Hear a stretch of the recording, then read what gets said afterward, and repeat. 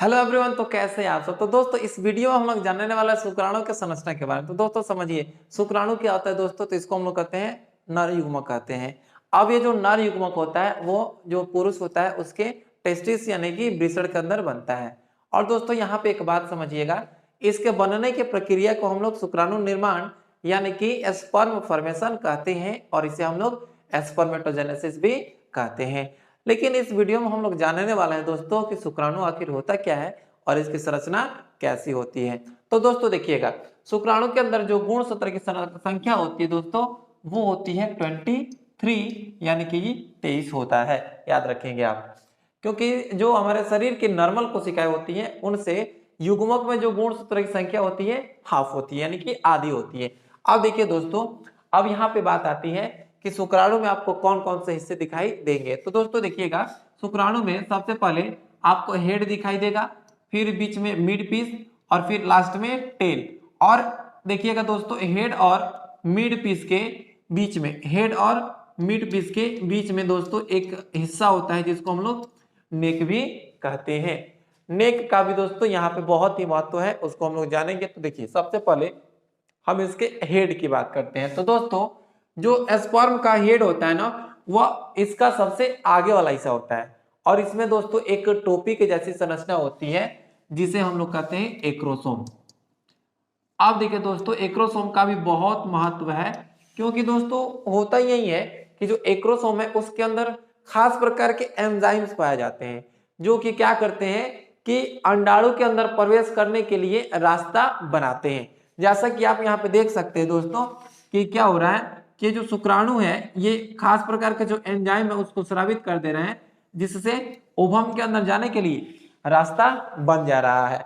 तो ये एक्रोसोम होता है दोस्तों, जो कि क्या होता है, एक टोपी की जैसी संरचना होती है। और सबसे महत्वपूर्ण बात दोस्तों कि जो स्पर्म का जो हेड होता है ना, इसमें केंद्रक पाया जाता है। और दोस्तों आपसे एक सबसे महत्वपूर्ण बात यह है कि जब फर्टिलाइजेशन की प्रक्रिया होती है, निषेचन की प्रक्रिया होती है, तो उसके अंदर पूरा स्पर्म प्रवेश नहीं करता है दोस्तों, केवल स्पर्म का जो हेड है वही अंदर प्रवेश कर पाता है। इस बात को आप ध्यान में रखेंगे।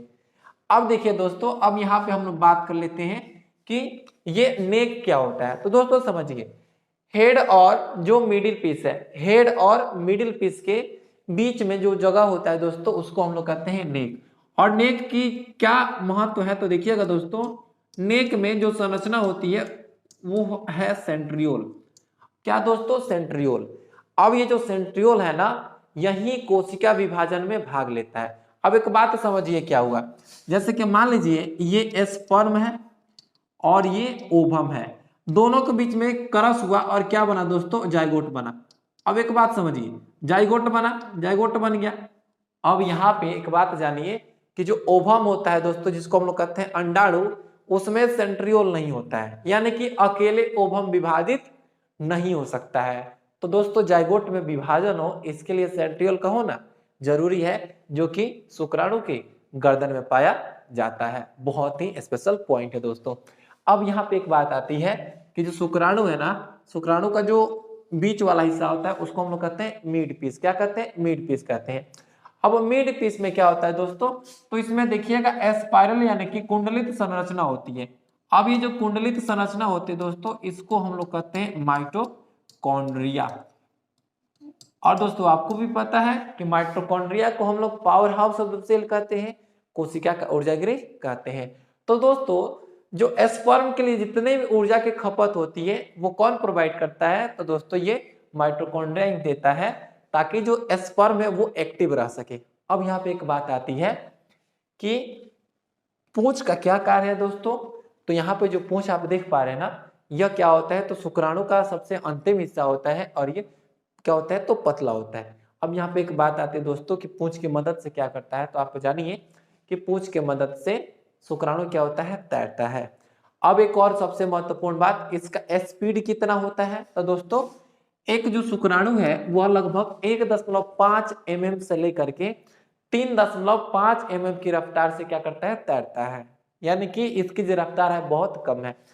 अब देखिए दोस्तों, सबसे महत्वपूर्ण एक और बात कि शुक्राणु के जीवित रहने के लिए या बनने के लिए जो तापमान की आवश्यकता होती है वह हमारे शरीर के जो मिनिमम तापमान है उससे 2 से लेकर के 2.5 डिग्री सेल्सियस कम होनी चाहिए।